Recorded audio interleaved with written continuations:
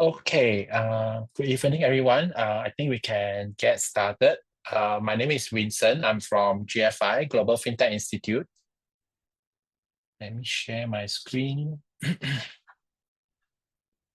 Okay, thank you everyone for taking your time to join our webinar this evening. This evening, we'll be having a webinar on the theme of responsible AI in finance. Before we start the webinar, the panel today, I would like to take a few minutes to share about Global Fintech Institute and what we do in GFI.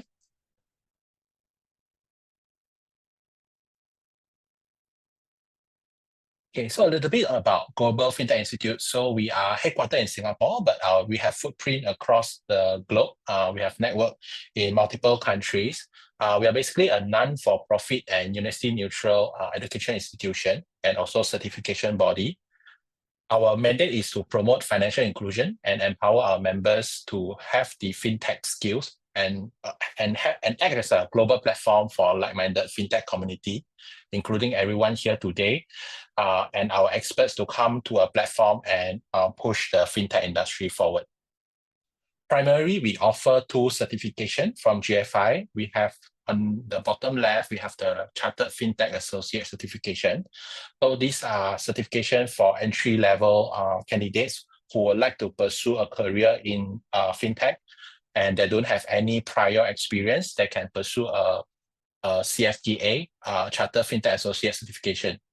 And it covers topics from digital payments and AI.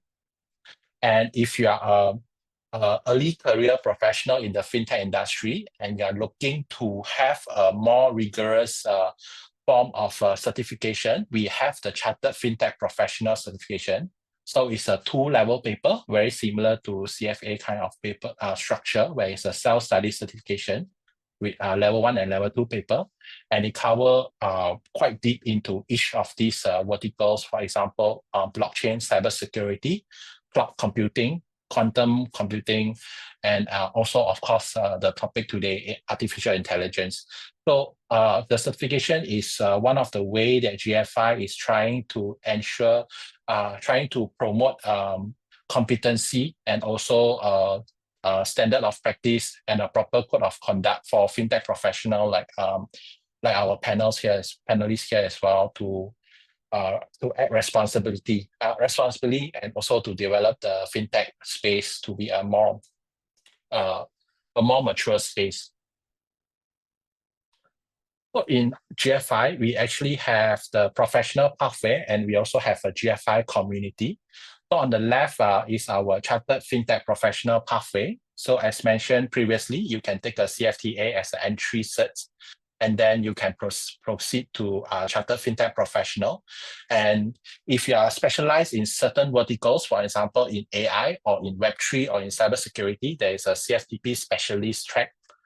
And at the top of the our industry community, we have the Chartered Fellow.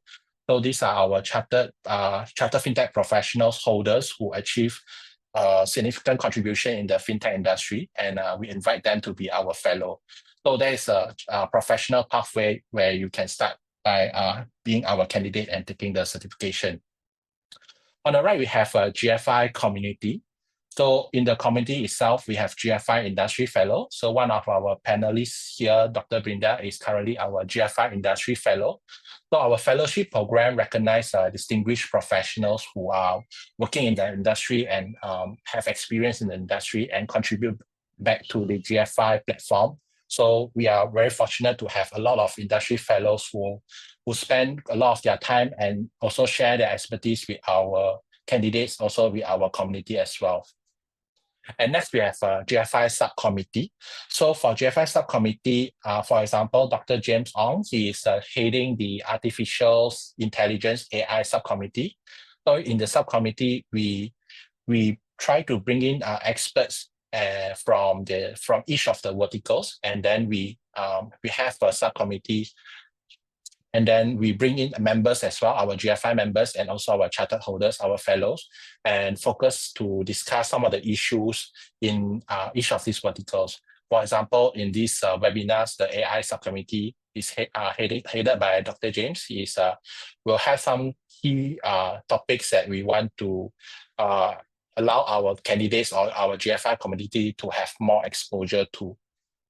And lastly, we also have a GFI membership program. So for GFI member, you will get exclusive access to, for example, internships, contribute to our white papers, speaking at events, and attending some of the closed door events. So if you would like to learn more of all our initiatives, on the top right there is a QR code where you can scan and and learn more of all the activities and programs that we have in GFI.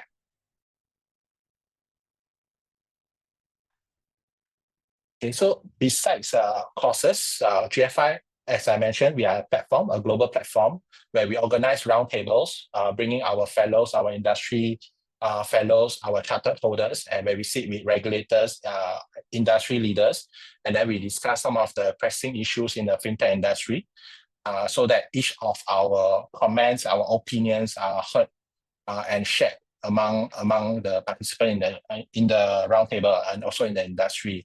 We also have tailored executive courses where we target senior executives who make decisions in their organization, where they need to be more familiar with some of the Web3 or some of the new fintech technology kind of lessons. So we do have some tailored executive courses for senior leaders as well. And one of our flagship courses, which is coming on November, is in partnership with Hashkey and also Frontier Technology Institute.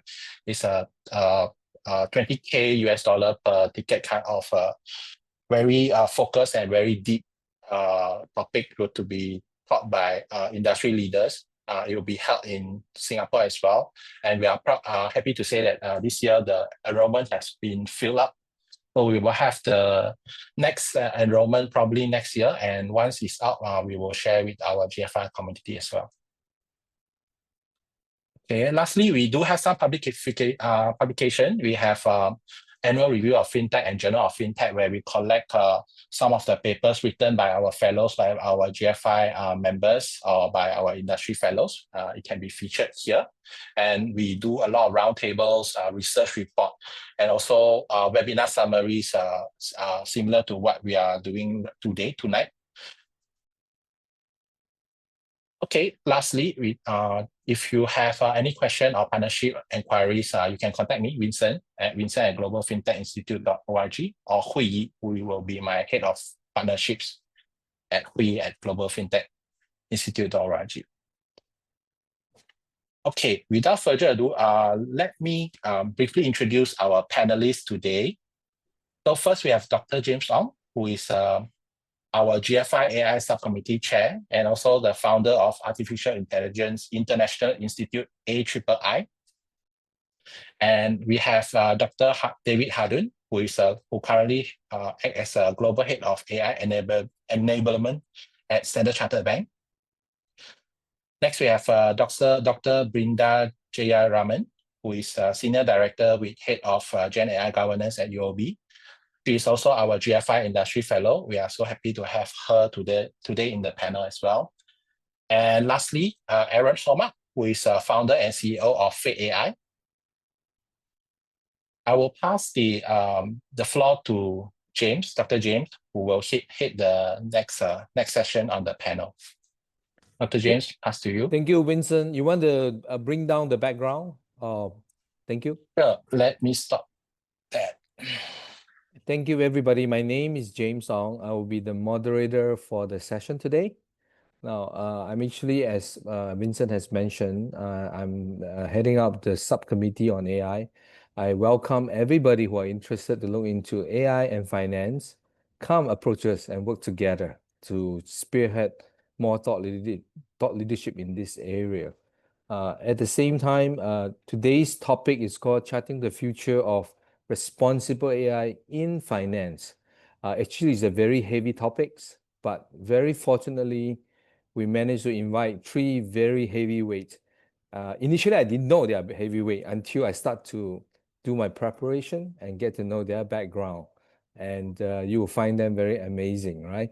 I think it's a very timely to have this conversation.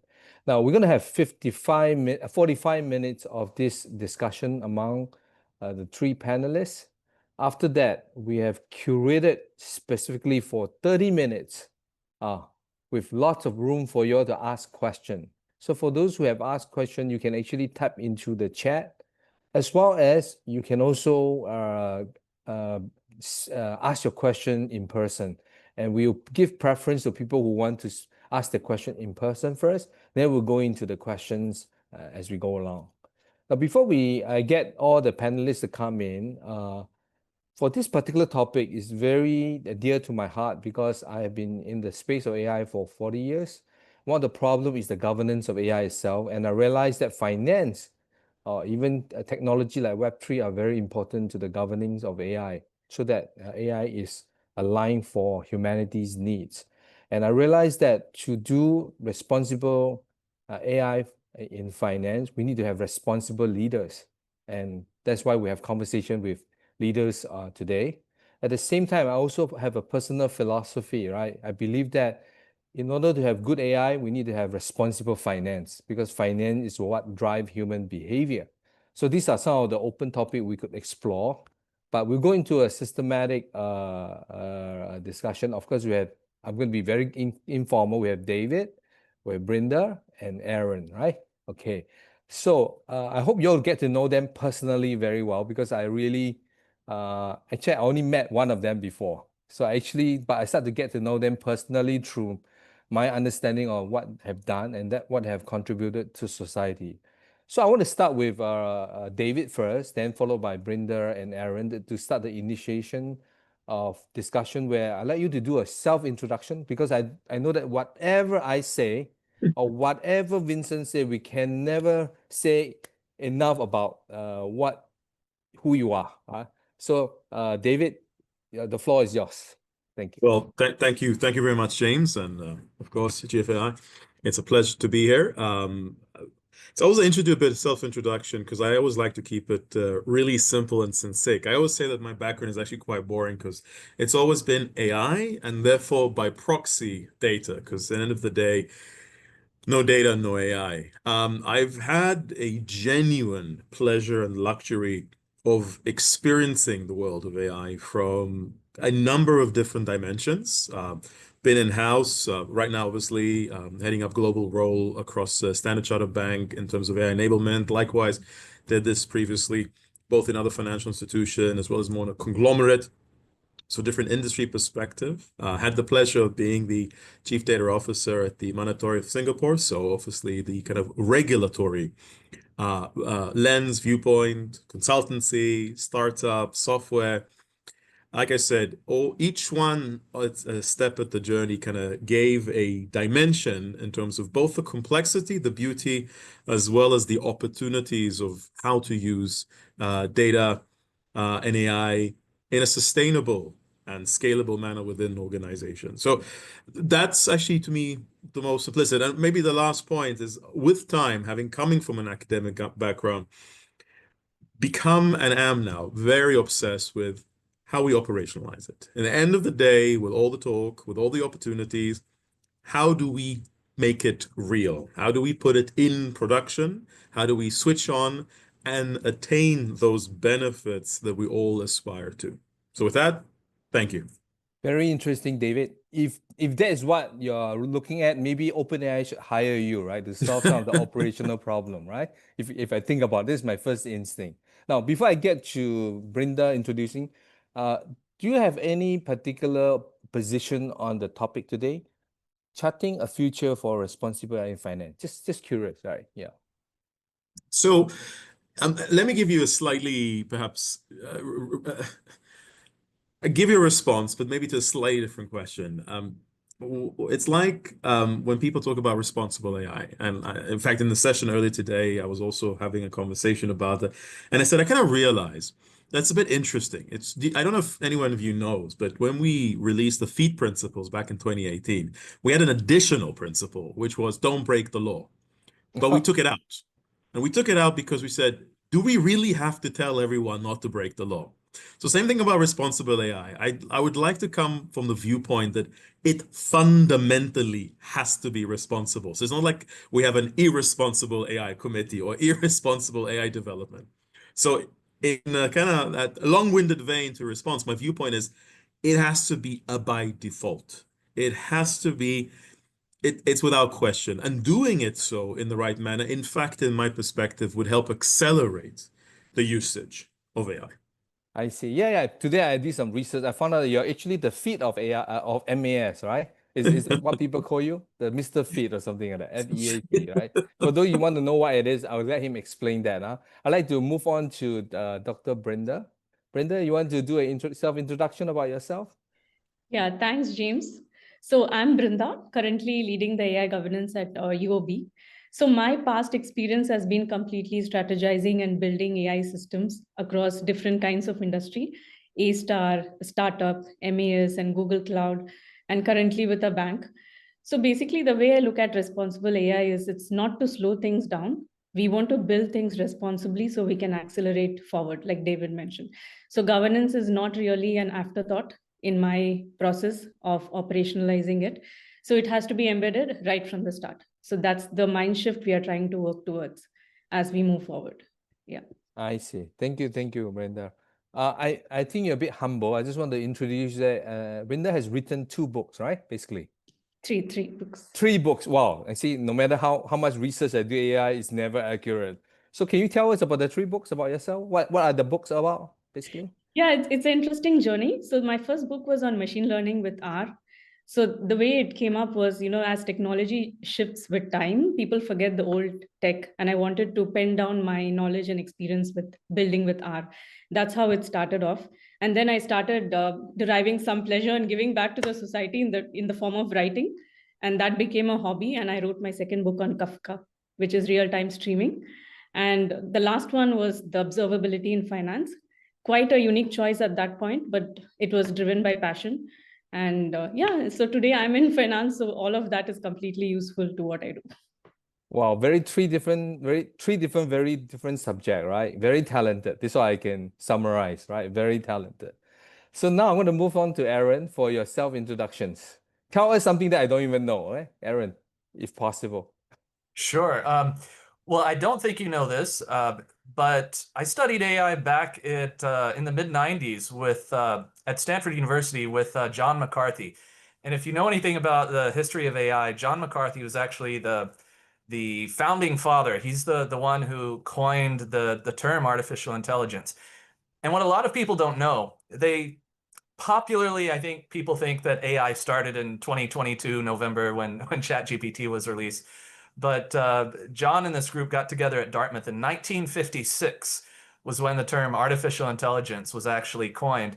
And then 6 years later, he moved on to Stanford. So that was my background. Academically, I was building and working on AI 30 years ago, very different. And fast forward 30 years today, and what we thought AI would become 30 years ago, it ended up being something completely different. Which is great. So yeah, that's a little bit of background. What I skipped over there was kind of the career history. I studied AI, and then I spent the next couple of decades actually working in financial services technology. So my career was building, ultimately delivering and running professional services and implementation teams for pretty complex derivatives, trading, risk management, back office processing platforms. Started my career in North America. Came to Singapore actually about 18 years ago, almost 19 in November. And during the course of that, actually started getting more involved with AI over the years. But in the process, started and ultimately exited and sold a regulatory reporting business for derivatives to S&P Global before launching the new thing called Fate, which I'm happy to talk about more at some point, but I'll skip over that for now. And I think the other thing I can mention, I think you know this, James, but maybe other people wouldn't. I also run the Stanford Club of Singapore, which is the alumni association. And as part of that, I really get the privilege of being quite close to people at some of the leading roles in AI governance and policy, particularly Stanford's Human-Centered AI Institute, which I really just love what it is that they're doing and really kind of believe wholeheartedly in the mission that they are proposing. Yes, I want to add to that. Aaron has actually played a role to bring Stanford Human-Centered AI to Singapore. And I think this is a great contribution to this in Singapore and Asia as well, with the kind of thought leadership from Stanford. Also, I think John McCarthy, everybody doesn't know, he's the father of AI, truly the father of AI. And actually, he was at our research lab when I was in the lab in the 1980s as well. So just to let you know. And yeah, I think, by the way, any position on the topic today before we get started? Look, in terms of responsible AI, I think both David and Brindha have said some things already that really resonate with me. Operationalization is critical. Brindha talked a lot about the understanding of historical tech. I think it's quite important to understand the evolution and the history, because that understanding plays a role both in how these technologies will move into the future, and I think that understanding is also key to understanding how to govern them responsibly. And then ultimately, like I said, even though I'm part of an AI vendor company that's all about increasing efficiencies in a particular sector, that doesn't mean I'm anti-human. In fact, everything that we do is about enabling humans, not replacing them. And whether that's in finance or any other sector, I think that human augmentation and not replacement has to be at the forefront of governance and responsible AI. Okay, thank you so much. Good. I think now we have some baseline what it is. Maybe Aaron, I'll start with you. Start with you first. We don't have to go in the right order since you're already in the conversation right now. What do you think is the current state of AI and state of responsible AI in finance? What do you think are the key priority, basically, in your opinion? You just have to pick one or two. You don't have to cover everything. If there is a choice to do something, what would be the one or two things we should do, basically, in your opinion, Aaron? Sure. So look, I think that today most financial institutions will have some sort of maybe AI ethics statements, governance documentation, but actually in production, what I'm seeing is that they can't necessarily explain, trace, or consistently reproduce their AI-driven outputs. And I think the problem there is an intent. It's going back to what David said, I think a lot of it really comes down to just operationalization. And that's something with Fate we've really kind of embraced. For example, embedding into your operational workflows actual explainability and traceability from the very beginning. Separating in any kind of workflow, understanding which parts are the deterministic parts that your traditional systems programming are producing outputs, and which parts are the AI components. And having that very clear distinction in your workflow in order to, again, be able to explain what AI is actually doing in your business. I think that's probably one of the key things that comes up to me as a really important part of responsible AI development. Yeah, it really needs to be part of not just the governance and the policies, but really down to operationalization, and infrastructure needs to be there from the very beginning in order to make it responsible. So if I understand what you just said, you think the priority is that when you operationalize it, traditionally when you do software, it's very deterministic. Now we add in the AI, become more flaky and less deterministic. Therefore, you have to figure out what the other part of it because of large language model. Is that my understanding? I mean, I think it's a big part. I wouldn't characterize it as flaky. It can be that, but it's inherently probabilistic. One of the biggest examples of that is when you're testing, say, software, you're operationalizing new software platforms. Historically, you could have a QA team would write their unit test case, and as long as the input going in was the same, the starting state was the same, as long as the output was the same every time, you check it off and you say, great, that passes the test. But with AI introduced to the workflow, it's rarely going to be exactly the same every time. So you need to introduce probabilistic test frameworks with guardrails and thresholds. Do your responses fall within a certain distribution threshold that you are comfortable with? It's fundamentally different when it comes to testing. And there are all sorts of other reasons why operationalizing AI is different, but it's that testing one's a really great example. Okay, good. I got your point. I'm going to remember that. David, do you agree with Aaron? Because he's also quite aligned with you about operationalize things in Absolutely. I mean, look, there's two elements that I think one has to always take into consideration, also when it comes to the world of testing. So one, we need to make sure, okay, and that's actually I think from my personal point of view, one of the biggest challenges that we have in the governance space is that there is still a bit of a disconnect between the policy of governance and the implementation of governance. There go the testing, and quite candidly, remember, AI, machine learning, the whole premise is a continuously learning algorithm. Now, again, whether you deploy it in such a way where it's continuously learning is still independent from the fact that you need to have an ability of monitoring it. So number one, breaking that gap between, solidifying, that gap between the policy of governance and the implementation of it, number one. Number two is codifying the testing that can be done in a systematic manner. And then thirdly is having the contextual layer. What I mean by the contextual layer is, okay, let's take an extreme case whereby, and I just used this example earlier today as well, is let's say Europe. One of the biggest complaints or the concerns when it comes to development of model algorithms, let's say from a lending perspective in mortgages, is that the data is biased towards middle-aged white men.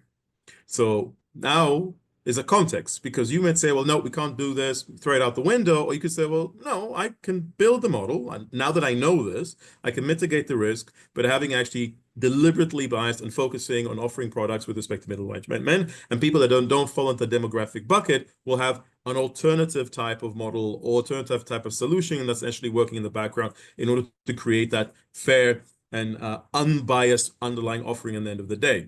But you see what I mean now, that then the context of the testing, the context of the approach and operationalization slightly changes. So breaking the barrier, continuous testing, and the context. Now, I'm going to make it harder for you, David. If you Please. think that is a high priority, is there something higher than that in terms of priority? Because that priority was mentioned by Aaron, right? Is there something even higher? Yeah. I do actually think, and I feel, and I'm happy to be told otherwise, but I feel that we're still inadvertently, and I would say inadvertently neglecting it. Us, You people. mean it's an attitude problem? It's a mindset problem? No. In the sense of, if you think about how we're thinking of using AI, the way it's been approached, the potential underlying opportunities, the approach that we're taking is still very much of, ooh, this is cool, let's just do it. I don't feel that we're spending sufficient amounts of time taking a design-led approach of literally, James, how are you going to use it? Let me give you a very simplistic example. And this is actually on the back of a study that I did back when I was MAS in 2019, when we reviewed the entire financial sector and the impact on jobs.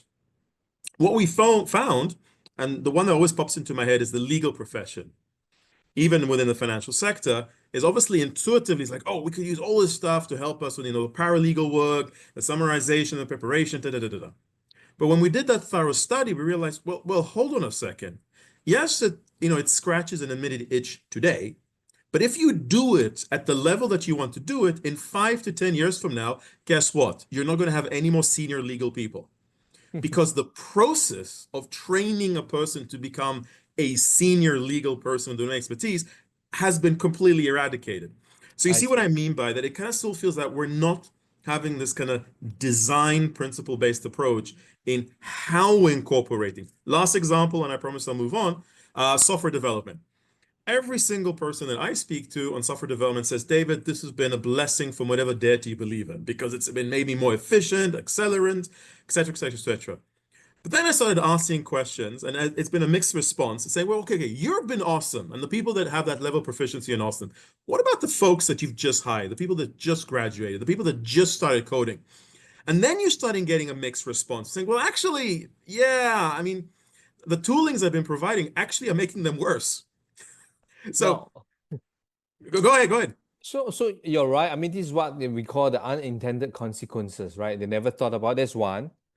Isn't that the problem is because the financial objective is ROI, right?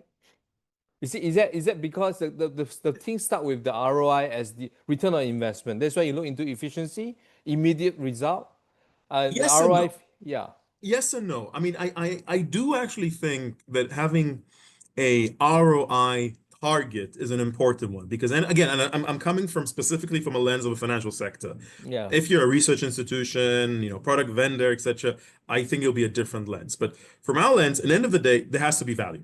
There sure. has to be an impact. So even and don't get me wrong, it's not about like for every cent and every dollar has to be the exact same thing, but at least you need to have a direction in terms of the potential impact.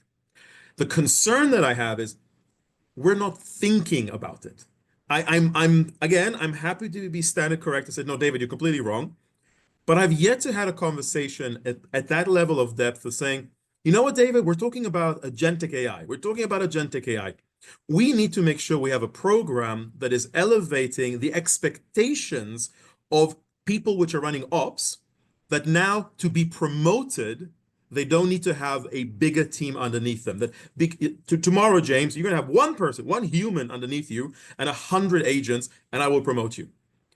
You see, it's the consequence and the peripheral field that is deeply connected in the successful execution of the world of AI. I don't feel we're talking about this enough. Okay, sure. I just want to add one point. Maybe ROI is definitely needed, but there may be a time dimension, right? If you say short term, oh, go replace them. But if you look at 5 years from now, then it's not, right? So maybe Yep. that's my understanding, learning from you. That's my summarization. Yep. I'm going to move on to Brindha.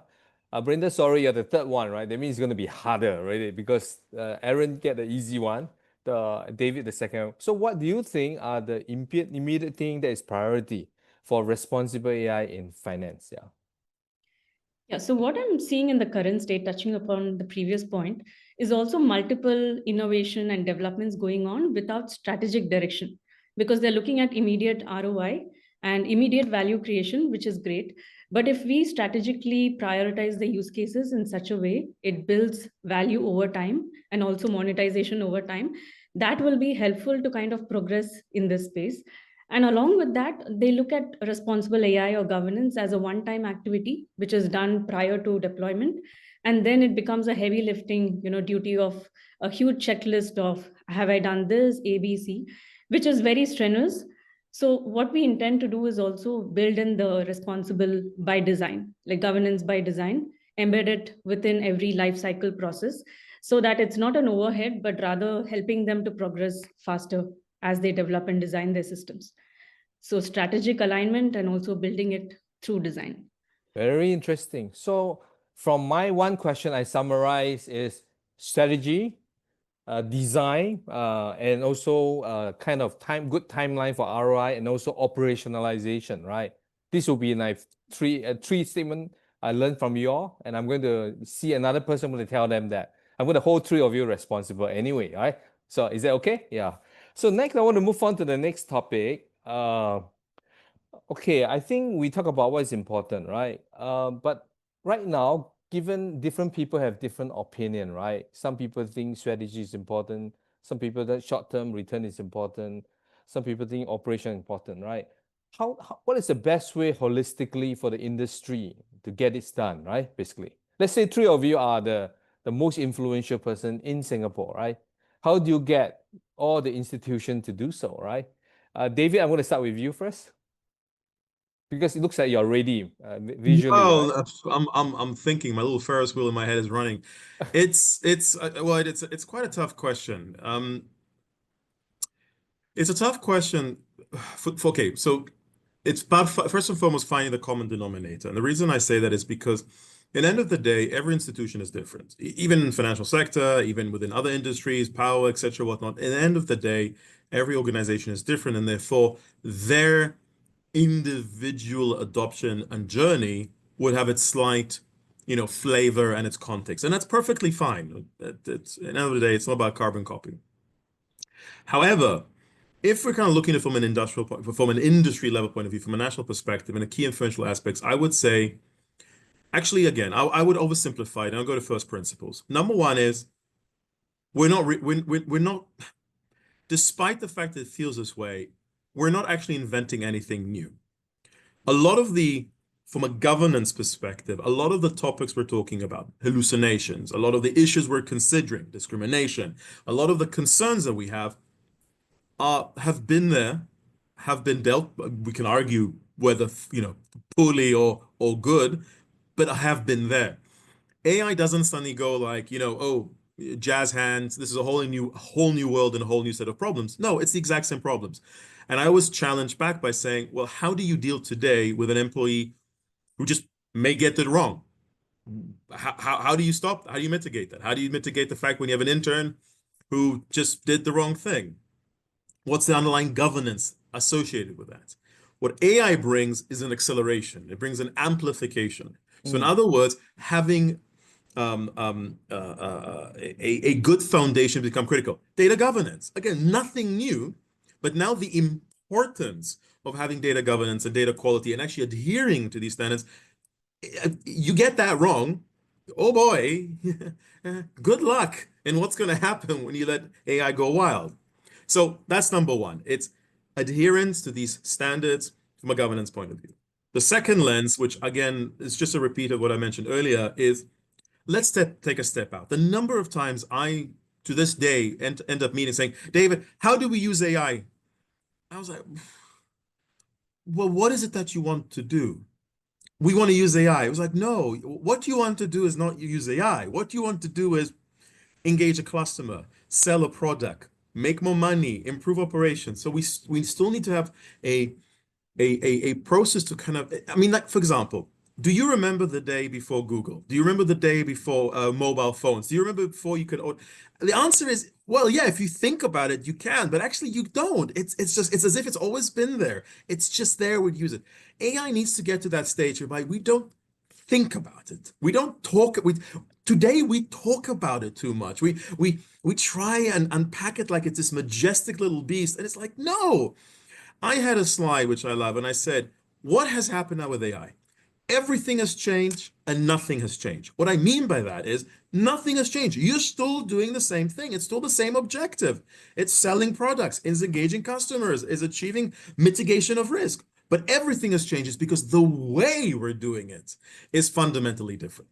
So those are the two things which I think if we really want to accelerate, if we really want to create the adoption, if we really want to make sure we have this level of embracement of a renaissance, those are the two pillars that I would advocate for. Okay, interesting. But I just want to say I do agree with you in a way, but I also felt that I have something I think differently, because I felt that AI today is okay, but as AI evolve, it may be a totally different thing like anything before. But we're going to talk about that if we have some time, right? Okay. So now I'm going to go to Brindha again before I get to Aaron. Okay, Aaron, you get ready, right? So again, same thing, right? Again, you are just like David. You have been at MAS, very influential government platform to get the industry to shift, right? So how do we, based on the three priorities you talk about, right? Strategy and things like that, you put on your hat again, what should we do, right? Basically. Any suggestions? Yeah, so currently the space is moving so quickly that you can't rely on your own industry or just the organization's expertise to move forward fast. Okay. The creation of these working groups, which is, I think, already ongoing in the form of Mindforge and several IMDA initiatives.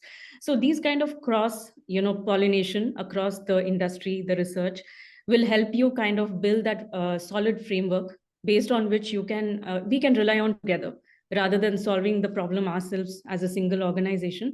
That brings us together, and the creation of artifacts and assets, which helps us govern better and faster with the moving, Gen AI and agentic AI technology that is changing every single day. So that is something we are approaching towards. So the work group, you're talking about MAS work group, is that correct? Yeah, possible MAS with IMDA, the people that have an immediate mandate to move things forward, those are more motivated to kind of. I see. Yeah. In a sense, GFI, Global Fintech Institute, really kind of working with MAS on that as well as part of as a grassroots non-profit initiative, right? So I think that's good. Aaron, now you came from the supplier vendor side, right? Basically, and you have worked with many institutions. Any thought about what industry should be, how to do it? Well, look, I mean, there are a few things that were said here. In particular, I agree with David that AI itself, if you look at it through a certain lens, it's just another technology. It's just another tool like anything that's come before us. And it's given this this special place because people think, oh, it's all about intelligence. And you have certain vendors, especially in kind of foundational technologies, pushing this narrative that's fundamentally different. Agents are going to replace all the jobs, and um, all the human beings are just going to end up as baristas and massage therapists. Believe it or not, I've actually heard a foundational enterprise software model say that that's what they expect to happen. And that's not what's going to happen. But there is going to be adoption of a new technology. It's probably worth just giving a little bit of context about what we do at Fate, because it shapes how I think it. Essentially, we use AI to help automate and rapidly accelerate an integration process. It could, in principle, be used to accelerate integrations by a factor of 10. There's this upfront process, which is the business analysis, that it can accelerate up to 400 times, and it's kind of the biggest bottleneck in enterprise systems integrations. And so when we looked at solving that problem, which was a business that I've been working on for 20 plus years in professional services, essentially getting systems talking to one another, what we did was look at the workflow from start to finish. So look, I'm not the expert in sort of institutional governance, but what I can say is that I think every organization that is looking to deploy AI really should start building a framework for how they analyze their workflows end to end. And the way we think about it is, let's say you have an end-to-end process like enterprise integration, analyze, build, run, post-change, governance, management, etc. At each stage, you make a determination. Is this part of my business workflow fitting into one of three categories? Either a particular task in a workflow is something that is strictly rules-based. It's a deterministic decision that can be made with data coming in, a machine runs and produces an output, and it should always be the same output. In that case, why don't use AI? It's not the right technology. Use traditional systems programming. It's faster, it's more deterministic, it can be easily audited. And then you have other steps in your workflow that require probabilistic decision making, analyzing lots of data, the kind of tasks that would take humans weeks, months, or if not years to analyze. Those are really good candidates to optimize, make more efficient using AI. And then you have this other class of tasks, which honestly, I don't think AI really should be close to, which is everything that has to do with human relationships, where you need empathy, understanding, the ability to say, listen to a customer and understand where they're coming from, emotionally, background, concern wise. I think a lot of firms initially said, oh, AI, large language models, they produce a lot of language. So let's go and replace all of our people whose primary job is talking to other people. And some of those firms have realized that was a really bad mistake. Like the guy who fired 700 support staff to replace them with AI, and then 2 years later found, oh, quality, customer satisfaction has degraded. Let's bring them back. Those tasks that fall into that third category, I think, are not the place for AI. So I know it's a lot to say, but in summary, look at every operational workflow that you want to optimize, break it down into one of those three categories, and use AI where it makes sense, not everywhere. Excellent, Aaron. I really like your methodology. Did you actually publish this methodology externally? Yeah, there's an article somewhere on LinkedIn that talks about that. Well, I think I should get you involved with GFI. Maybe we should make it into part of a training for many of our people who want to know, right? I realize there's something there. Very interesting. So given amazingly, we're slowly running out of time, I want to encourage all the audience with any question. We have one question right now, to pop in more questions so that you can fully maximize the 30 minutes. I have another 10 minutes more. So I want to go for a quick question and answer first, right? We always say there's always a dilemma between innovation and regulation, right? Okay, I just want a quick answer, right? Brenda, any thought on this? This is more philosophy, right? Basically, yeah. So it's kind of a myth that regulation or compliance pauses or delays innovation. So it is something we are trying to break and bring a shift of mindset in today's age, as we make governance mainstream. So if you do the governance life cycle and the process right from the start, introduce it, embed it in the design phase, take care of your guardrails, controls, the process guardrails, I'm sure you will do good before deployment. It's not going to pause innovation at any cost. Yeah. Okay, so that is your philosophy. David? No, fully agree. To me, governance accelerates innovation. So okay, good. How about Aaron? I think good governance focused at the right level can absolutely accelerate integration with something like AI by improving trust. If it's done poorly, it can slow down integration. Wonderful. I also have a philosophy to add, right? I feel that if you do good, you do better. Basically, right? So I think if you be kind, you always get better ROI by not being kind, right? This is my philosophy as well. Okay, that's a good. I like the quick answer. Then I can cover more questions. Now we'll talk about Singapore.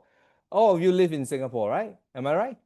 Good. We are so happy to have all of you in Singapore.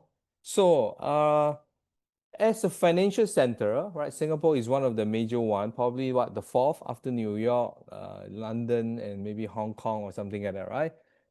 Is there anything that Singapore can contribute, given our unique culture and characteristic, to the world, and also what we can learn from other financial center, right? Especially in responsible AI in finance. Who want to take on the questions first? Maybe David, go for it. Brindha, go ahead. Lady first. Yes. Lady first. Yeah. Yeah, I was just going to say that given the amount of skill set that Singapore hosts, although it's a small region, we are trying to be at the forefront in various ways, be it like feed principles that we started a couple of years ago. And even currently, we take inspiration from the outside, like the EU AI Act, there is tiring and several inspirations. But at the same time, there is a lot of effort that is going in through various authorities and regulators, IMDA, the industry, finance, banks. So there's a lot of effort that is going in to be at the forefront and set an example and collaborate with the world.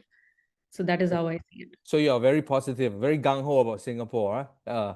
Okay, We're heading good. in that direction for sure. Yes. Oh, now then, Brindha, I'm going to ask you a bit harder question. Is there something we can learn? Something where Singapore is not very good at that we need to learn from somebody out there, right? Anything you can think about? Thinking out of the box in certain areas, but we are open-minded generally, but there are other things that we can learn from the other, world and continents. So definitely that is also underway. Okay, if you can remember something, just let me know. Message me, huh? I'd like to know. David?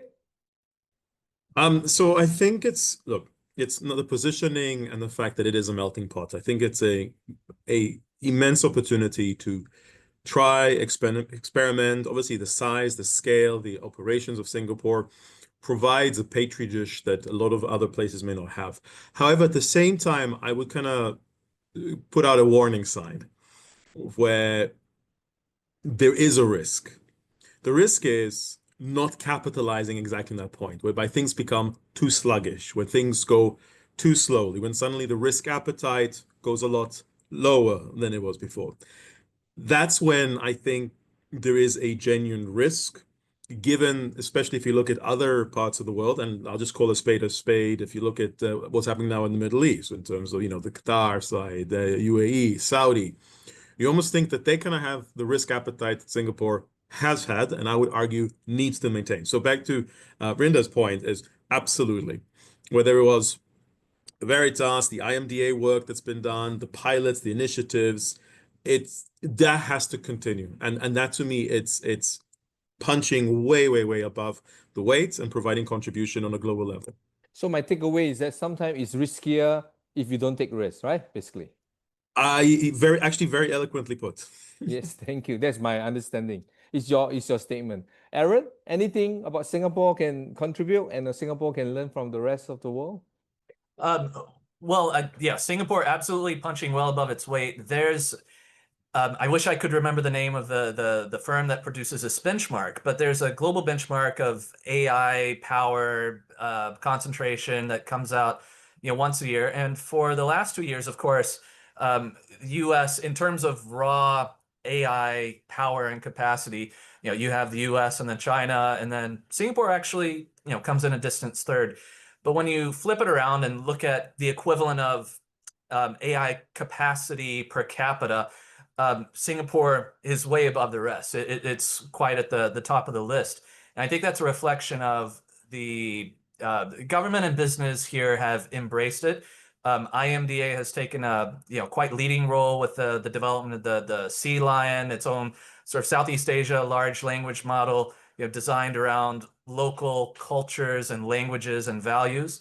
I think it's wonderful. I hope they continue that investment.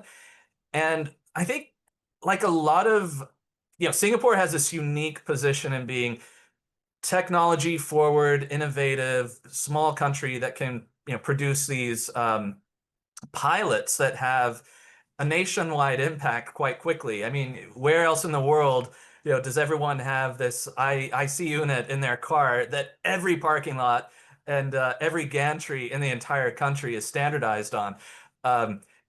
AI, the possibility that Singapore could be the proving ground for responsible AI applied across an entire nation makes Singapore, in my view, unique and offering something distinctive. It's never going to be at the same scale as the two big powers, but at the level of innovation and proof of concepts, it can do even more. I actually agree with you. I think Singapore is very unique for that. Now, what can we learn? What can we learn from others to do better? Aaron? Don't worry about being diplomatic. Just be direct. What can we learn to do from others? Look, I think embracing. I'm going to quote someone that I heard recently, Professor William P. Barnett. He said that innovation is all about embracing deviance. And by deviance, I mean the people who are willing to break the norm, not care too much about the consequences. I think Singapore, culturally and governance-wise, can allow deviance to thrive more. I see. Okay, basically, you look for the. Can I jump James into Dean. that one? Yeah, of course. Go ahead. I would say should allow it more. Should allow more. Hey, we need more James Dean into Singapore, right? Rebel without a cause, right? In fact, Aaron, I'm curious, how do you end up from California, from US, from Texas, right, to the Singapore? Oh, I mean, long story, but the short story is I came out here with a fintech business, called Calypso to help them open up their business across Asia. Long story going back is I was traveling around East Asia. I was in Beijing when they won the bid for the 2008 Olympics. And I said, I want to be back in this Chinese-speaking part of the world by the time that happens, and made it happen. So you got stuck in Singapore right now. I'm sure you love it here, right? Okay, that's good. Absolutely. Okay, very interesting. I like this conversation, right? Actually, we are about time to go into the session.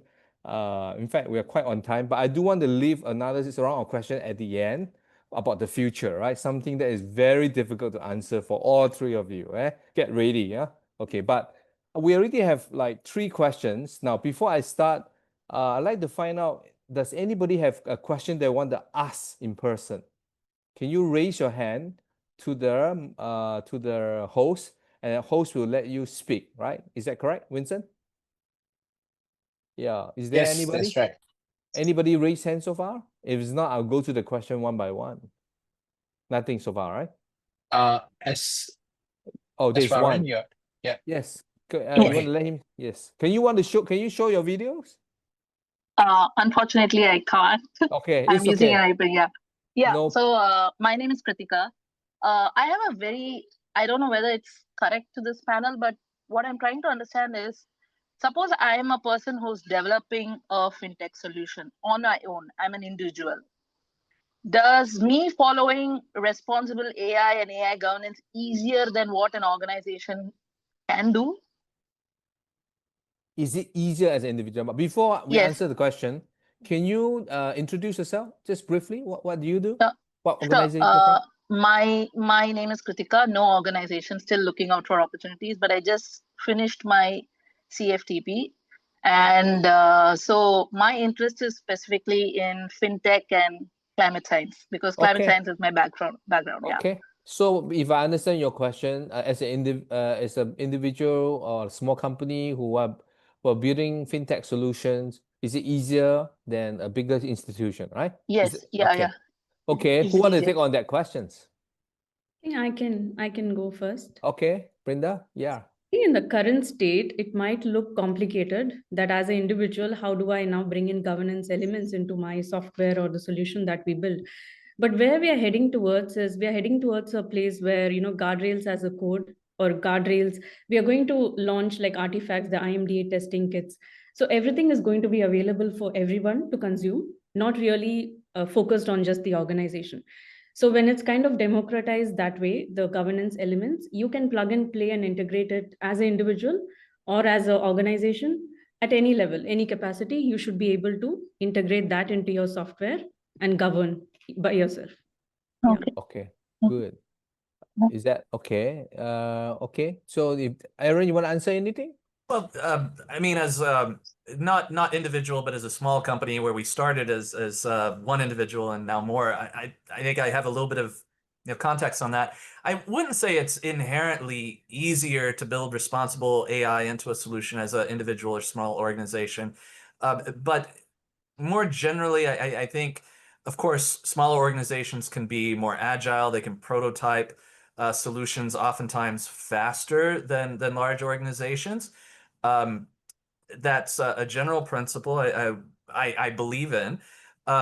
There's a very particular thing about AI, though, which I think is important, which is I don't think that a lot of big firms earlier were really looking to align themselves with a single model provider.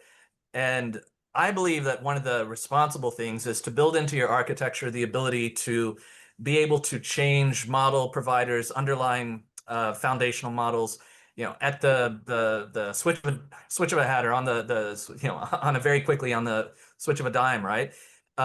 Because models can change, performance changes. Sometimes, a foundational model provider might go in a certain direction that in terms of their safety or testing that you don't want to be adopting as a larger firm. So I think as a small provider, what we did to handle that was build in this layer that allows us to switch between different models, not just at a macro level, but even for individual tasks. That was, I think, relatively easier for us to do because we didn't have constraints, even commercial constraints, and big, whether it's OpenAI or Anthropic or Gemini coming in and saying, align with us. We could just build a foundational model or the foundation in our platform that would allow you to switch very easily. So there are some things in practice that can make a difference. Fundamentally, I don't think it's necessary to be small in order to build responsible AI, though. Okay, Okay. good. Thank you. Yeah. Sorry, I just have one more question. Can I ask? Sure, go ahead. Yeah. So one of the points which all of you had mentioned was design thinking is required for responsible AI. So, but suppose you're tackling a systems level problem. I mean, does that hinder this design thinking by any chance? David? No, I do not believe it should, because all design thinking means is just have intent. What we sometimes find is when we're applying kind of AI solutions is we just jump up to apply it. And then we kind of go like, oh, oops, we didn't think about that. So actually, sometimes it's just really taking that step back, having that underlying review process, the design associated, having that deliberation of, and again, remember, at the end of the day, look, let's be pragmatic. It's not going to be perfect. Nothing is ever perfect. Perfect is the evil of good, or the antithesis of good. But what it does mean, at least, is that you think about it. It's very different from, even if you go back to some of the histories and some of the incidents that have happened, from the famous to the less famous one. It's very different when an organization goes, oops, we didn't think about it. We didn't do anything about that. Sorry, to we have a process, we have a framework, we've had a, but this really was, what they used to say in what they call an insurance act of God, was not in the hemisphere. Like, take myself as even academic. If I roll back the clock to a few decades, I'm not an evil person. The the people we work with are not evil, but we didn't think about discrimination. It just wasn't there. We thought of discrimination as a mechanism of prediction.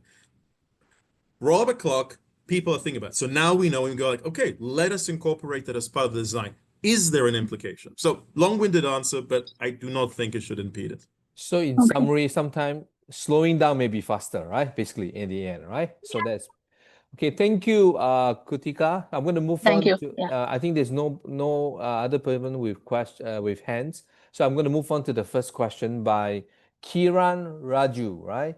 What roles do you think senior business analysts and operational leaders should play in shaping AI governance? Not just implementing it, but actually influencing policy and risk framework. Okay. Wow. Okay. Good. Anybody want to try this answer? Aaron? I've got a very particular thing on this. I heard senior business analyst shaping policy. So when we designed the Fate software, we knew that what we were designing, a lot of people would look at it and say, oh, you're designing a platform to replace business analysts. And I always say, no, it's not about that. It's about augmenting them, making them more efficient. So instead of doing 80% of this mind-numbing work that they might be doing, mapping data between systems, they can focus that on more value-add activities. But there is a problem, and I think it was David who talked about it earlier in the context of lawyers. Like, if you go down a path where you essentially replace all your lawyers, what happens to the next generation that you train up?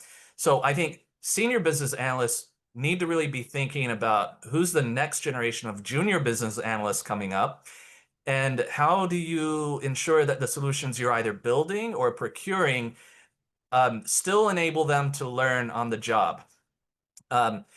For example, in our software, we don't just operate as a black box. If an AI is making a decision, it explains it in a way that a junior business analyst can get some value out of, and they can actually learn from and maybe accelerate their learning. But if it operates in a black box, then that next generation doesn't really have the opportunity to learn when they would have been doing all this work manually. So I think there's this very particular thing that senior business analysts can do to ensure software they're building or adopting still keeps transparency and knowledge building built in, so that the AI is not doing it all behind the scenes. Okay, good. If there's no other answer to the question, I'm going to move on to the next question, right? This is from Gansu Mui. This is for David specifically.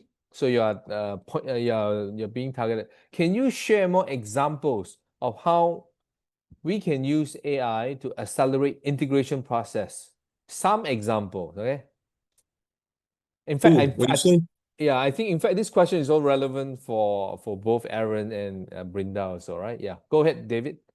Sure, because when you say integration process, it could be quite broad, right? Quite broad. But allow me to give you a specific example. And again, this is a very boring one. But at the end of the day, a lot of stuff we do in banking actually is quite boring. But at the end of the day, so imagine you're doing a payment. Imagine you're doing a payment to Japan, to UK, Hamleys, etc., whatnot. But for whatever reason, you click send before you finish putting in the address. So two things will happen. One is someone in the back end will look at it and go, oh, okay, I can rectify it manually. Rectification done, payment go ahead. Or it bounces back to you and saying, look, we're sorry, it can't proceed. Please correct the information and try and do it again. In either case, it's a hindrance, it slows it down, it's a cost, operational, and so forth. Very simplistic. You made a payment to Hamleys, Leicester Square, you just missed United Kingdom. It's an ability, very simplistic contextual analysis, identify with a 90%, 99.99% accuracy that it's United Kingdom, can auto-rectify the payment package information, get it done, and send it out. Now, that is from an operational point of view. Now, from a broader integration, because integration could be element, so what does it mean? Well, now I need to have a person to basically help overseeing the recommendations of the rectification. So the rectification itself can be done automatically, but I still want to have maybe for initially a kind of review. So think of it, I replace the mecha, I have the checker. Thirdly, back in path of integration with human designers, think about a career path of what it means for someone in operations, which now has this this army effectively of makers that are providing underlying information. So that's kind of the degree and that's kind of level, just to give a small tasting. But again, we'll need to double click on in what sense integration meant. Anything, Brindha or Aaron want to add? No, if you know, I move on. I think there are two persons who have lifted hand. I need the host to help. One is Nanda Kumar Subramanian. Can you introduce yourself and then ask the question? I believe you also type in the particular questions. Yeah, hi. This is Nanda. You want to So, open out your camera? find an If- option. And If it's not, it's okay. But if you could, it would be nice. Yeah. it's fine. So, yeah. So, I have some 15 years of experience in working in banking in Singapore and other regions as well. So, considering the different frameworks across the country, which is specific to responsibility risk model which we are getting. So, how can a multinational company can ensure compliance without impacting the innovation and the thought process on that part? Hello. Oh, if I got your question, is that how a multinational company Multinational companies can, considering a multinational company can be compliant without affecting innovation. Is that right? Nanda? I think we lost you. Yeah, correct. Yeah, correct. Yeah. Okay. I think that's kind of the question that we have asked earlier: innovation versus regulations. Anybody want to add about these particular questions? Yeah, I just want to add that maybe traditionally it is looked at as compliance as one entity. But today, in most of the organization, at the board level, you have conversations of bringing compliance and innovation teams together to be better, to better understand each other of how a trust-led governance can look like. Because traditionally it's been compliance-led and policy-led. So this kind of handshake is helping to kind of understand the each domain better and integrate the governance within the design process. Yeah. Okay, cool. If there's no other answer, I'm going to move on to the next person, Joseph, right? Can we let Joseph in? Hi, Joseph. You want to introduce yourself? And if you want to open up camera, would be great. I'm trying to look for the button, but I can't seem to find it. Anyway, I'm Joseph Lim. I'm one of the people responsible for the CFTP curriculum. In fact, I contributed a fair bit to the governance section, the ethics and governance. So I posted this question on the chat, and this is it came out this morning on Wall Street Journal. This article about people paying a lot of money, right, to screen for basically IQ. So this is sort of intrigued me in the sense that when we propose guardrails and so on, we are talking about preventing the bad, right? So this in and of itself is not really bad. I mean, what's wrong with screening for IQ, right? So presumably I can spot an embryo that would put my child at advantage when the child is born, right? But this brings up the question of inclusivity. And one of our basically vision of GFI was that we could actually help promote inclusive, fintech and so on, right? But here is something where the people who can afford are basically sprinting ahead and leaving people far behind. Now, this is not a new phenomenon. I mean, Singapore and in China, for example, the richer parents will send their kids to all these extra classes, and then those who can't afford, again, are left behind. So I was just wondering whether in the case of governance or in proposing some of these issues for design people to think about when they implement AI, that this is something inadvertent. You never thought that you were actually promoting inequality. So something like when ChatGPT came along, a lot of us were very, we really welcomed it because this was a way for actually the poorer students to level up with the people who could afford the extra classes. So your thoughts on this, please. Wow, this is a pretty tough question. I think like IQ test, if I understand correctly, IQ test Is it a good thing or a bad thing, right?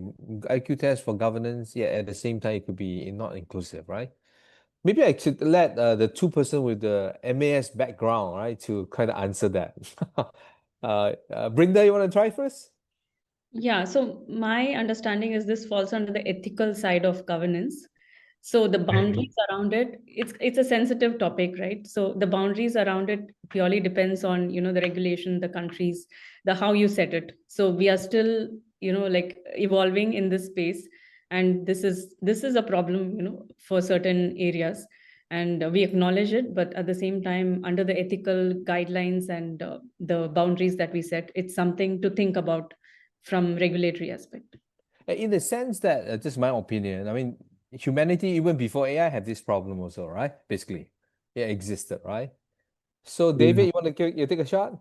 Yeah, no, and I'll try and keep this succinct. So my kind of philosophy when it comes to these topics is to number one, be as unemotional as possible. And the reason I say that is because it's not about right or wrong. What is right for us may be wrong for someone else, and vice versa. Because again, yes, there's kind of a human level ethics, which I think we can all subscribe to, but we need to acknowledge there's a contextualization to it. And that, by the way, this is one of the reasons I think ECA Act is going to have some challenges in its original attempt of a global adoption. There's a social, cultural context. So again, just caveat, I take an unemotional approach. This is also why the fundamental premise, if you think about FEAT, is about justification. So in other words, about risk mitigation and about justifying what you're doing internally within an organization to whatever regulatory body associated, and then ultimately to underlying customers. It is important to call these things. That's also why fundamentally my viewpoint from a country's national governmental point of view, it's very effectively responsibility to echo and represent the social standards, norms, and viewpoints of the country. I mean, I fully echo Brinda's point of view. It's a sensitive one, but that's why we elect governments. It's their job to represent it and hold everyone to account. And then it's the responsibility of both the customers as well, by the way, but of the institution is to demonstrate how they're upholding their fiduciary responsibility with respect to the boundaries and the governance of the social context. And then the final point, this is really why AI becomes really, really tricky. And again, I'm not saying this in terms of like right or wrong. I just want to call it out. For example, some of the expectations from a regulatory point of view in China is how that AI cannot hold socialism to a certain degree of criticism. That is the expectation, and that's perfectly fine. Other countries may not. For example, look at Europe, the way they look in terms of the application of AI in terms of data privacy versus some other locations. It's not a right or wrong, but it's how to make sure there is that echo, that there is that understanding, and there's a representation of how it's done in a manner that's upholding it. So if I summarize, context is important, maybe sovereignty level of scope, right? And then you need to justify, which is kind of what Aaron talked about. You need to be explainable, right? When you make a certain policy, right? Basically. James, I love it. You're actually a real live human version of GPT. Oh, thank you. Thank you. I'm just, this is my understanding from listening to you, right? Now, we have to, thank you, Joseph. We're going to move on to three last question, because after the three questions, we need to take a picture. Then we will end with one more round of questions, then we are done for this 9:30, right? So the next round of questions is from Joel, right? Or Joe, right? Joe Cheng. Just give quick answer, short answer. One is, many people are concerned about the fact that AI may replace many professionals, such as auditors, accountant, legal, compliance. Any thoughts about this statement? Just give me your thoughts in a succinct way possible. Yeah. Anybody? David, go for it. Go for it. If you don't have answer, no worry. Just say you don't. No. Yeah, I don't have something on top of my head. Okay. How about Aaron or Brindha? Yeah. So my take on this is similar to the age of, when the software industry and everything flourished 2 decades ago, right? So this is a kind of a myth also, that it's going to replace every job. Maybe there would be new jobs created in different areas, like how we had computer science and IT bloom a few decades ago. So AI jobs will also flourish the next few decades. So yeah, so let's not get carried away with the AI replacing mankind sort of a theme. I think that's not the reality. Yeah. Yeah. Okay. Anyway, these are symbolic category. There will be a new category coming out anyway, right? Yeah. Aaron, you want to say something or nothing? Look, I agree with Brinda's point. Certainly, there are going to be disruptions, but going back to that that foundation model CEO who said all humans are going to be replaced and only have barista and massage therapists. A lot of these narratives are self-serving by technologists who are either looking to scare people, either to steer regulation, to concentrate AI innovation into a few small hands, or to excite investors. I think the reality will end up being quite different. Okay, thank you, Aaron. I want to move on to the next question. I like quick answer. Is my Nanda Kumar. He spoke earlier because I want to get to the last question by Professor David Lee.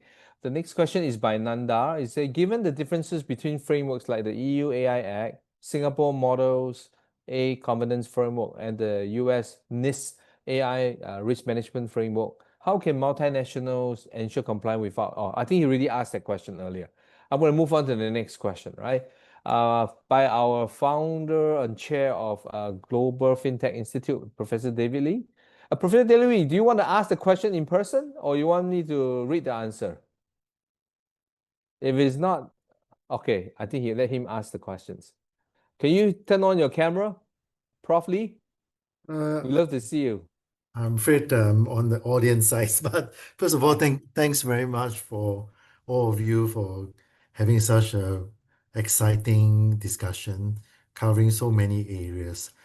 I'm really grateful that all of you spent an evening with all of us here. I just want to ask a question on behalf of everybody who's involved in GFI, especially all the chartered fintech professional and yourself who are either in our council or our industry fellows or charter fellows, is that how can we use this platform of GFI and a whole community of professionals who believe in doing something, who believe in upgrading themselves? Is there, if you have to choose one important area that we should focus on using Global Fintech as a platform that can reach out to many countries, many regulatory bodies across the world, what do you think that important role that we can play so that we can have some impact on this responsible AI? That's my question. I just want to have your brain on this. Okay. Giving us some advice on this. I hope whatever answer you gave can be in a quote that will be on tomorrow newspaper, right? Or something like that. That will be very high expectation. Whoever is ready, want to try that? I'm looking at your facial expression. Are you ready with the very difficult question by David, right? Any thoughts? My initial thought would be, since we are bringing in like important collaboration between various industry and different background of people, we can consider publishing some case studies or best practices that come out of Singapore, just to be at the global forefront to share what is being performed. And yeah. So a successful use case out of Singapore because we have done something real and then operationalize, make it available to the rest of the world, make Singapore a good name, and GFI as a non-profit has a responsibility to do that as well. Beautiful story. I love that. Okay. David?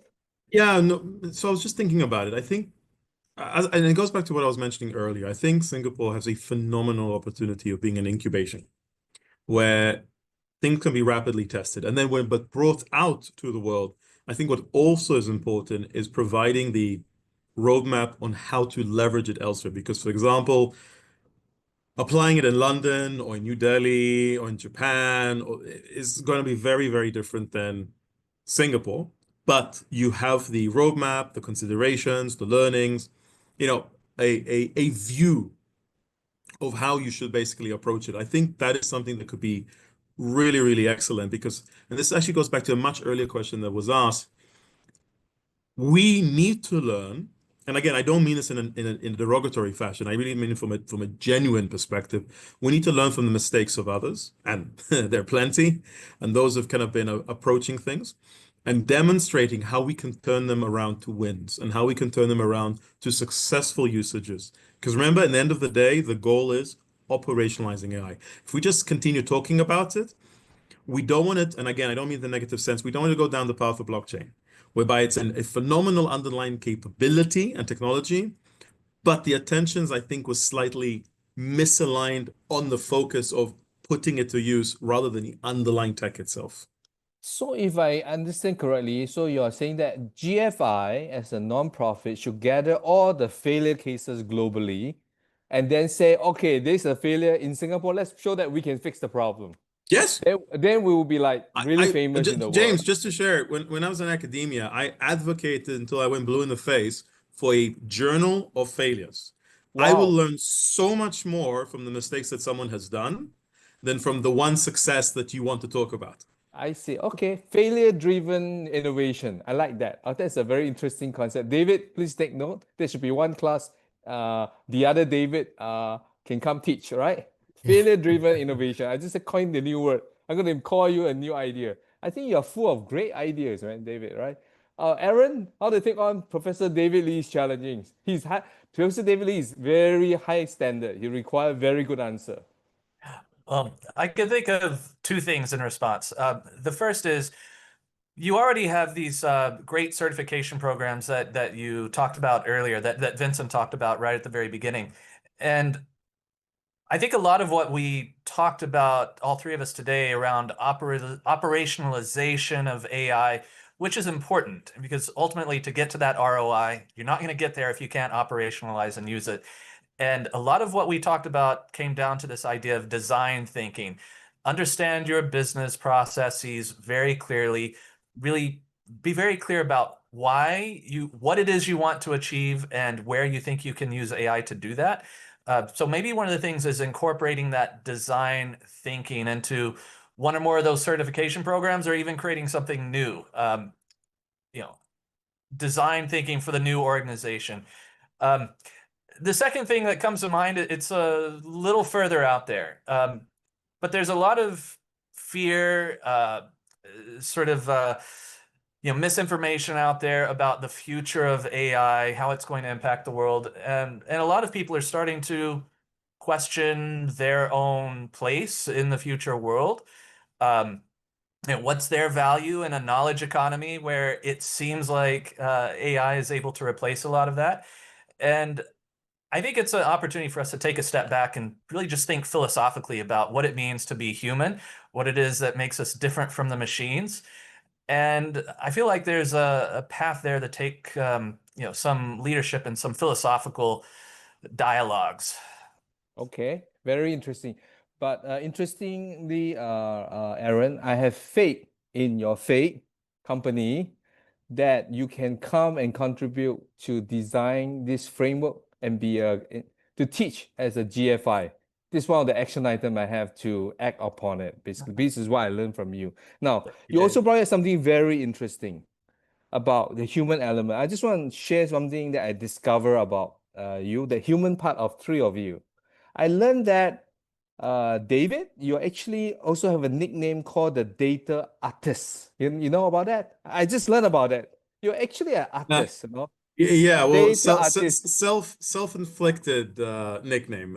Okay. Many years ago, when everyone was using the term data scientist, I decided I want to be slightly different, and I used the term data artist because, as you can see, slightly philosophical. I wanted to emphasize that it's not just about the technical, scientific elements of it, it's about the human dimension.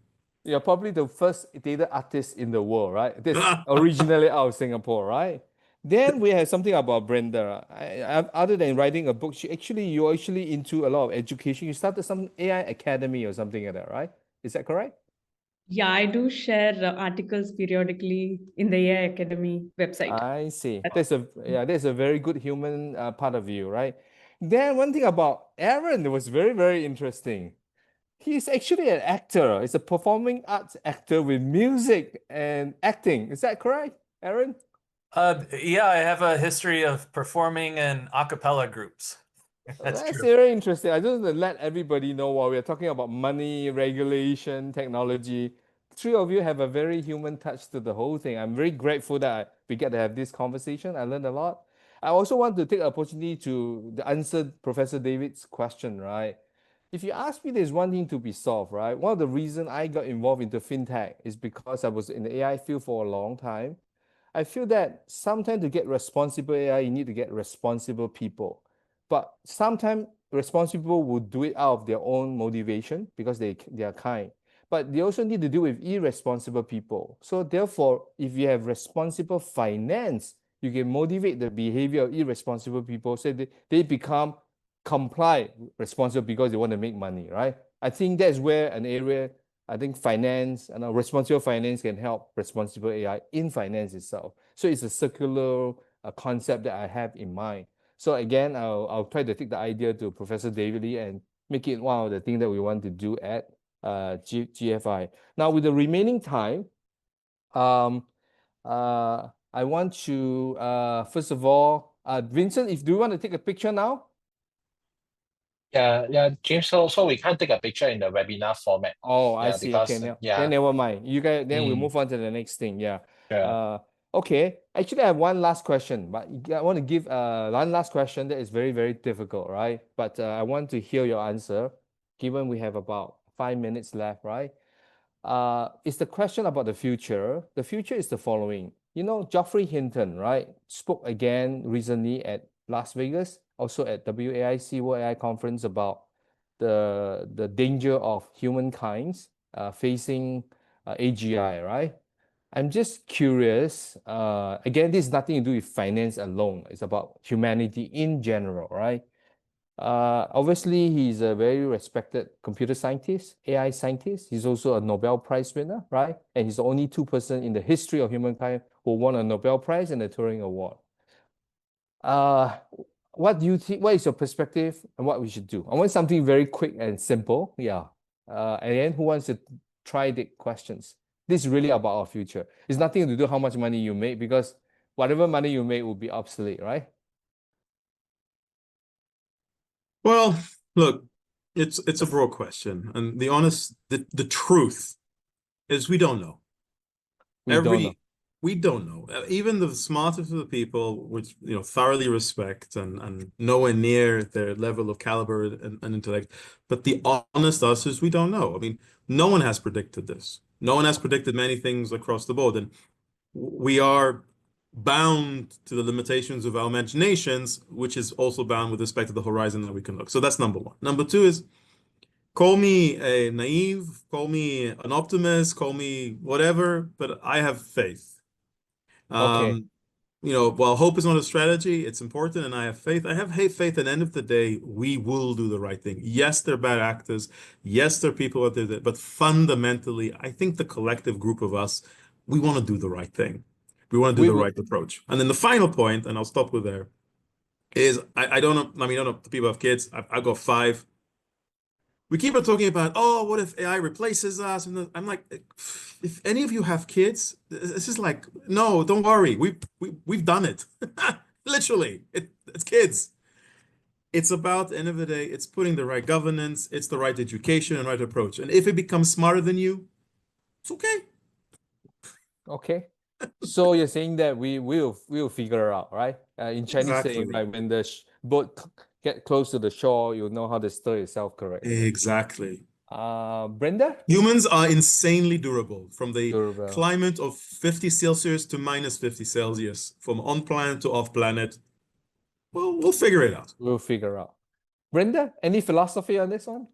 Yeah, so what I would say is AGI, although it looks like the more trending term now, it's another technology, right? Like the LLMs, and every era has seen a new technology. And it's also like how you use a knife in the kitchen, right? So with right governance, with the right guidelines of how you intend to use it. And we have, as human beings, I think over these decades, figured out how to do things correctly, although we might have, fumbled at the beginning. So I think eventually we'll find the right way to govern and make use of these technologies in the best way for us in the society. Yeah. Okay. Thank you very much, Brenda. Aaron, the person who had met John McCarthy, right? Now, what would he say, right? What would you say? Yeah. Look, in terms of the sort of the doomsday scenarios around AI, as I mentioned before, I think a lot of those narratives tend to be self-serving. And if you think about, what really shapes human history, it's building up relationships of trust. Yes, technology may be an enabler of that, but it's not a replacement. And I think people need to come back, center themselves, and realize, what is it that builds trust, either with other people or in relationships? And a lot of it really just comes down to the human being, our biology, our shared concerns, our need to take care of our children, our need to take care of hunger, the things that AI doesn't have, and will hold up its trust adoption. We're not going to give AI the keys to our governments or to our lives unless we trust it. And we won't trust it until it has the same biological human fallibilities that we do. I think it's the arrogance of the intelligent to believe that intelligence alone is sufficient to shape human history. A lot of it really just comes down to our human biology and the relationships we have. Wonderful. Wow, I can't wait next time we're going to hold not a webinar, but a face-to-face panel. I think we're going to have a good time as well talking about it. As such, thank you very much. I just want to, last thing, do you have one line of quote to leave with the audience? David, do you want to leave one line of quote with the audience as a good night statement? If I had more time, I would write you a shorter letter. Okay. Wow, very succinct. How about Brindha? I think I would say build trust right from the beginning and innovation will follow. Okay, good. I like that. How about Aaron? If you're still asking which AI model is the best, then your governance and architecture is already behind. Okay, very pragmatic, right? Okay, thank you so much for three of you.